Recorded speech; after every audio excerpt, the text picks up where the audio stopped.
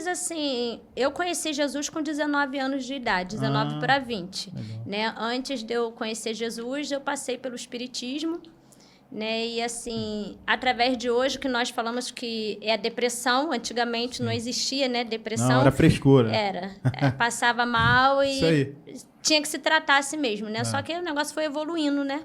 E foi tomando uma proporção muito maior. E eu assim, eu entrei em depressão e fiquei durante um período sem falar, sem comer, sem dormir. Eu só queria saber de ficar deitada na cama. E eu chamava muito pelo meu pai, que era falecido, né? E eu porque queria conhecer meu pai, eu queria ver meu pai, queria ver meu pai. E minha mãe, na época, né, que é a Irene, que me criou, foi minha avó, chamo de mãe. Sim. Né? Minha mãe biológica é Débora. Então, assim, eu fiquei esse período durante, acho que mais ou menos uns 2 meses, sem conseguir fazer nada, não saía da cama. E minha avó me levou ao médico, me levou no psiquiatra na época. E quando ela chegou no psiquiatra, o psiquiatra falou para ela: mãe, leva essa criança à igreja porque ela não está com nenhum problema, ela não está maluca. O problema dela é espiritual. E a minha mãe fez, na época, uma campanha de oração, procurou um pastor, não vou citar aqui o nome, né? Sim. Mas procurou um pastor, qual fez uma campanha de oração na minha casa, onde que as pessoas faziam revezamento na minha casa, que eram 2 irmãs por dia. Dormia na minha casa em oração, porque eu não podia ficar sozinha, porque o demônio tomava o meu corpo e a todo instante ele queria que eu tirasse a minha própria vida. Meu Deus. Então eu fiquei 7 dias numa posição de um cavalo deitado no chão, e aquelas irmãs ali orando. E quando fez 7 dias, o pastor tinha falado que iria, no 7º dia, ia me levar na igreja. Ia conseguir me tirar e levar na igreja. E quando eles davam mole, eu lembro que, assim, é interessante porque a pessoa, quando ela está possessa, ela não lembra nada do que ela fez. Sim. Só que era como se eu saísse do meu corpo e ficasse ao lado. Ninguém me contou nada. Eu vi e ouvia tudo, só que eu não tinha domínio ao meu corpo. E ali, quando completou os 7 dias, o pastor começou a fazer estudo bíblico comigo, só que não era eu que respondia. Era um demônio que estava manifestado no meu corpo que respondia. E quando chegou no período que terminou aquele estudo, o pastor falou: olha, amanhã nós vamos levar ela na igreja. Quando chegou naquela data de me levar na igreja, 4 homens, eu era bem mais magra do que eu já sou, mas 4 homens não conseguiram me tirar de dentro de casa para me levar. Eu fiquei igual uma árvore plantada no chão, que eles não conseguiam me tirar. E ali o pastor ele se viu sem saída. No meu entendimento hoje, né, eu vi que ele não tinha o preparo e nem autoridade para expulsar aquela legião de demônios que estava tomando meu corpo. Meu Deus. E ali o que aconteceu, que aquele pastor, sem ver solução, ele falou para minha mãe: leva ela ao médico, porque se fosse demônio já tinha saído, então não é demônio. Isso aí é para o médico resolver. Só que a primeira opção da minha mãe foi o médico. E o médico falou que não era problema físico, né? Não era da medicina. Era, no caso, problema espiritual. Sim. E a minha falecida tia, que morava ao lado da minha casa, ela era espírita. E, como eles falam, né, o guia manifestou e 4 homens não conseguiram me tirar. Aquela pessoa manifestada com aquele demônio virou e falou: o problema dela é que os guias delas estão querendo evoluir, quer trabalhar, por isso que ela está assim. Aí um homem apenas me pegou no colo e me levou.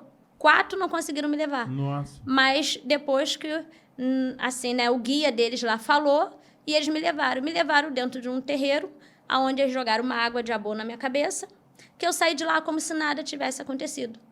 E o que aconteceu comigo que depois desse período, eles falaram para mim que eu tinha que voltar mais 7 sessões para me ficar totalmente curada. Só que a cura deles era que, no caso, eu iria começar a manifestar. E depois daqueles 7 dias, eu comecei a receber, né, espíritos no meu corpo, aonde eu comecei a trabalhar dentro daquele terreiro de macumba. E eu não sabia, né, que a gente nasce com dons. Tem pessoas que buscam dom espiritual. Sim. E tem pessoas que já nascem com dom. E eu tinha dom de visão e eu via aonde que, se tivesse fazendo um trabalho dentro do quarto, aonde eu estava dentro do terreiro, eu via o trabalho que estava sendo feito. Inclusive, esse terreiro era até por aqui, em Sepetiba, era na estrada da Piaí. Do Piaí, aqui perto. Aqui. E ali eu fiquei um período de 7 meses dentro do espiritismo. Passei muita coisa ali dentro, a ponto que eu tenho uma parte da minha família muito grande. Sim. E uma parte da minha família, por parte de pai, era evangélica. E eu fui visitar. Eu gostava muito de negócio de festa, né? Uhum. E por mais que eu fosse espírita, eu frequentava a casa da minha família. Sim. E eu fui na casa desse meu tio, que é pastor, que era aniversário do neto dele. E quando eu cheguei, a criança começou a passar mal. E eu vi o povo se reunindo dentro do quarto para orar pelo meu primo, né, aquela criança. E quando orou por ele, nada acontecia. Eu entrei assim dentro do quarto e tinha uma missionária, que é uma benção, ela está viva até hoje, missionária Marilene. Que legal. E ela virou para mim e falou assim, ela sabia que eu era espírita, e virou para mim e falou assim, você já orou por ele? Eu falei, na minha mente, essa mulher é louca. Mandar eu orar por ele, ela sabe que eu sou macumbeira, tá mandando eu orar. E ela falou assim, de repente a sua fé é maior do que a minha. Mas mesmo eu frequentando o espiritismo, eu peguei e fui lá e orei. Só que eu não orei prece, eu não orei conforme se fala dentro do espiritismo. Eu orei uma oração normal, que hoje eu faria como evangélica. Sim. E naquele mesmo momento ela teve uma visão que ela viu. Ela falou que ela viu uma larva, um negócio muito ruim saindo de mim. E ela falou assim... quando eu terminei de orar, eu falei assim... Eu vi um negócio estranho saindo. E ela falou assim, só que não saiu dele. Saiu de você. E eu falei para ela, eu falei, como assim? E ela falou assim, olha, quando você chegou aqui, eu via atrás de você um vulto. E após a sua oração, eu não vejo mais esse vulto. Eu falei, tudo bem. Passou, a criança ficou boa. Na mesma hora, após a oração, pela misericórdia de Deus, né? E no dia seguinte eu tinha sessão no terreiro. Sendo que dentro do espiritismo, o diabo já tinha preparado para mim um casamento. Já tinha falado... Eles me colocaram para namorar com um rapaz que também frequentava o terreiro. E falou, olha, você vai casar com ele. Quando casar, não vai ser você, vai ser o guia tal... Com outro guia, e você vai ter uma filha, e essa filha você vai ter que colocar com o nome de Amable. Ele já tinha preparado para mim toda uma trajetória ali dentro. Só que ali dentro, eu lembro que, assim, já tem bastante tempo, né? Eu lembro que no dia seguinte dessa festa, era dia de sessão e eu fui pro terreiro. E quando eu cheguei lá, tinha um homem que ele era novo naquele lugar, estava frequentando de pouco, e ele tinha um pacto com o diabo, que a cada 7 viradas de lua, significa a cada 7 lua cheia, ele tinha que matar alguém para entregar a alma para o diabo. Só que eu não sabia disso. E um belo dia eu olhei para ele tentando segurar a mão de uma das mulheres que frequentava o terreiro, e eu olhava e eu via que ele estava sugando a força daquela pessoa. E eu peguei, lá dentro do espiritismo, né, peguei um refrigerante e joguei. Foi quando virou, o demônio que se fala, né, que eu uso o nome de Herê, né, foi quando virou, e ela conseguiu sair dele. E eu olhei para ele e falei assim, você está tentando fazer o quê? E ele falou, como você descobriu? Eu falei, eu não sei o que eu descobri, eu não sabia o que eu tinha descoberto. E eu botei a mão no ombro dele e subiu uma bola, sabe, bem grande aqui assim. E ele, como é que você descobriu isso? E eu não sabia por que eu tinha posto a mão ali. Meu Deus. E ali tinha um pedaço de uma pessoa morta, costurada dentro dele. Que ele falou que aquilo dali era o pacto dele. E como eu tinha descoberto, ele tinha que desfazer.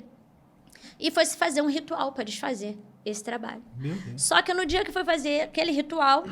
Quando eu fui com a faca para abrir o corpo dele, para tirar aquele pedaço, eu vi um raio de luz, tinha uma janela, eu vi um raio de luz, e daquele raio de luz saiu uma voz. E aquela voz falava, o seu tempo aqui dentro acabou. Meu Deus. E eu olhei para um, olhei para outro e falei, vocês não podem ficar falando, porque se vocês ficar falando, eu posso matar esse homem. Vocês têm que fazer prece. E quando eu fui pela segunda vez, aquela voz mais forte... O seu tempo aqui acabou. Só que ninguém ouvia aquela voz, era só eu. E eu olhei para um lado, olhei para o outro, eu vi que realmente ninguém estava falando nada. E eu virei para o rapaz que eu namorava, né? Que eles tinham mandado eu namorar. E eu falei para ele, olha, eu quero ir embora, me leva para casa. E ele, mas o que que houve? Eu falei assim, não sei, mas algo tá falando que o meu tempo aqui acabou e eu vou seguir essa voz. Eu não tive ninguém para poder ir lá e levar um folheto para mim e falar assim, ó, Jesus te ama, Meu Deus. entendeu? Você aceita Jesus? Não. Aquele momento ali foi o meu primeiro encontro com Deus, entendeu? Sem eu conhecer, sem eu saber, Sim. eu ouvi aquela voz e eu resolvi obedecer aquela voz. E quando eu levantei, que eu saí, as mulheres que trabalhavam ali dentro, elas começaram a receber, né, os espíritos, né, ali, e a me ameaçar. Se eu saísse, ia quebrar minha perna, ia fazer isso, ia fazer aquilo. E eu olhei e falei, pois então quebre tudo, porque eu vou obedecer essa voz que está falando comigo. E entrei dentro do carro dele, ele me levou. Quando chegou na porta da minha casa, eu falei, eu não sei, mas algo diz que eu não volto mais. E ele, por quê? Eu falei, não sei. Só que antes de eu sair, eu falei com aquele homem, né, que eu estava abrindo o corpo, eu falei para ele, fulano, você tem que desfazer ainda hoje. Porque se você não desfizer ainda hoje esse pacto, ou você, ou uma pessoa muito querida sua, vai vir a óbito.